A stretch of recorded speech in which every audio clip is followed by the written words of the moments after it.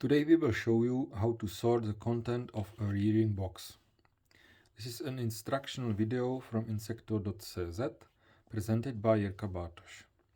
First, we will assemble a tower of sorting elements. There will be a regular low frass container at the bottom. It's better if it's closed without handles to minimize dust. On the top of that, we will place a frass sieve with a mesh size of 0.5 mm.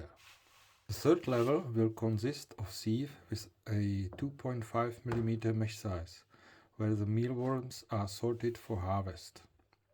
At the very top, there is a sorting container for pupae with a 3.5 mm mesh. I have prepared a rearing box with the typical content before harvesting. The substrate is depleted. Box only contains frass. Mealworms are about 8 weeks old, and as usual they come in different sizes. Maybe half of them are big enough for harvest, and as we can see, there are already a lot of pupae here.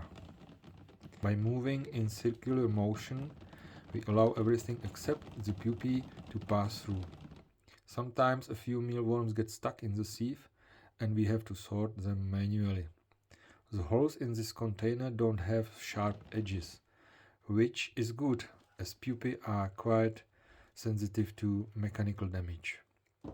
Once we're done, we'll transfer the pupae elsewhere, and here on the harvesting sieve we can see the mealworms big enough for harvesting.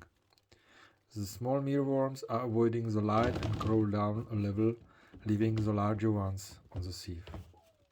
If we are only harvesting, we can already transfer the content of the sieve, and we don't have to be as precise about their size at this point. However, I need these mealworms for pupation. In that case, it's important to sort them carefully. The reason for this is that small active mealworms that remain in there would kill the pupae in the pupation container. So we better wait another 15 minutes, and as you can see in the sped up video, the contents of the sieve have further reduced during the time. Now I'll transfer all the large mealworms to the other box where they will pupate later. Now we just need to sift the frass. The diameter of droppings of worms this size is about 0.3 mm, so they pass through the 0.5 mm mesh quite easily.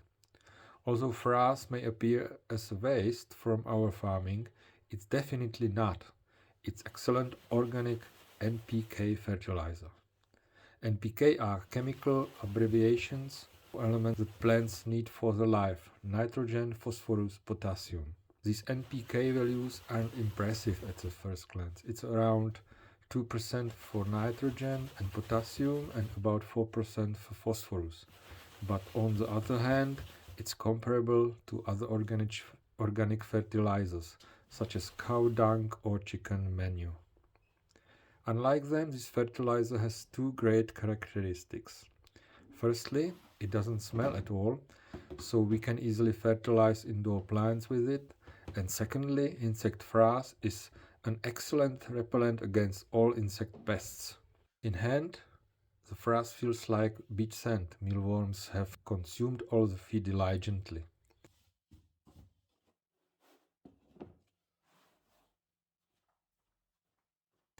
And here we have the leftovers from the sorting. Small mealworms that pass through the harvesting sieve. I will add substrate approximately equal to the weight, and I'm done.